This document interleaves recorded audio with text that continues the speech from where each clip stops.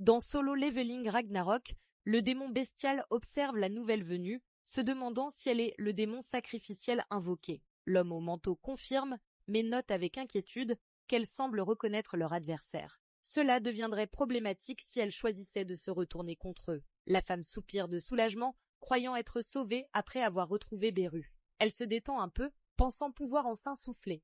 Mais Beru, impassible, lui demande de mettre de côté les retrouvailles et de se concentrer sur les ennemis. Les yeux de la femme s'agrandissent de stupeur face à cette exigence soudaine. L'homme au manteau décide de cibler la démone blessée en premier, sachant que son sang est essentiel pour produire la poussière d'étoiles. Suho jette un coup d'œil à la femme, remarquant ses blessures, et lui demande si elle peut s'en sortir seule. Beru, cependant, reste confiant, déclarant que de simples démons de bas étage ne lui poseraient aucun problème.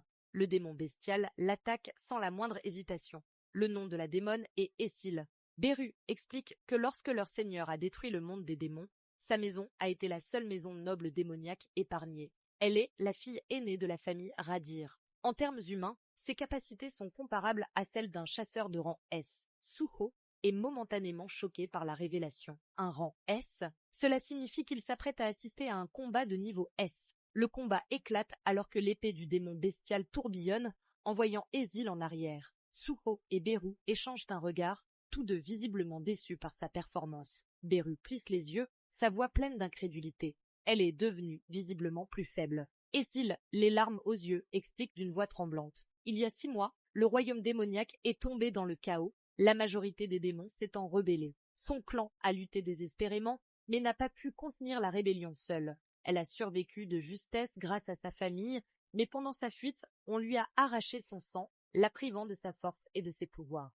Essil regarde Beru, sa voix suppliante lui demande s'il peut la guérir. Beru claque la langue, agacée, et la repousse en disant que ce serait un gaspillage de mana. Essil fait la moue, le traitant de méchant. Suho, observant la scène, ne peut s'empêcher de penser « C'est quoi ce duo étrange affaibli ?» Le grand démon demande si ses frères ont entendu. L'homme au manteau hoche la tête. Au début, il ne l'avait pas reconnue à cause de sa faiblesse. Mais maintenant, en réalisant qu'elle est une survivante du clan Radir, c'est leur chance de boire le sang d'un noble démon et d'obtenir encore plus de puissance.